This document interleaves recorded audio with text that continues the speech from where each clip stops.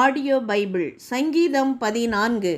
ராக தலைவனுக்கு ஒப்புவிக்கப்பட்ட தாவீதின் சங்கீதம். தேவன் இல்லை என்று மதிகெட்டவன் தன் இருதயத்தில் சொல்லிக் கொள்ளுகிறான். அவர்கள் தங்களை கெடுத்து அருவருப்பான கிரியைகளை செய்து வருகிறார்கள்.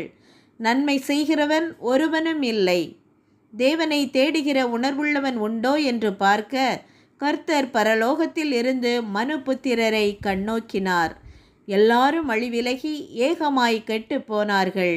நன்மை செய்கிறவன் இல்லை, ஒருவனாகிலும் இல்லை. அக்கிரமக்காரரில் ஒருவனுக்கும் அறிவு இல்லையோ?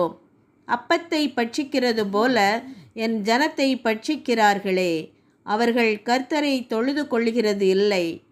அங்கே அவர்கள் மிகவும் பயந்தார்கள். தேவன் நீதிமானுடைய சந்ததியோடே இருக்கிறாரே. சிறுமைப்பட்டவனுக்கு கர்த்தர் அடைக்கலமாயிருக்கிறார் என்று சொல்லி நீங்கள் அவனுடைய ஆலோசனையை அலட்சியம் பண்ணினீர்கள். சீயோனிலிருந்து இஸ்ரவேலுக்கு இரட்சிப்பு வருவதாக. கர்த்தர் தம்முடைய ஜனத்தின் சிறையிருப்பை திருப்பும்போது யாக்கோபுக்கு களிப்பும் இஸ்ரவேலுக்கு மகிழ்ச்சியும் உண்டாகும். ஆமேன். அல்லேலூயா.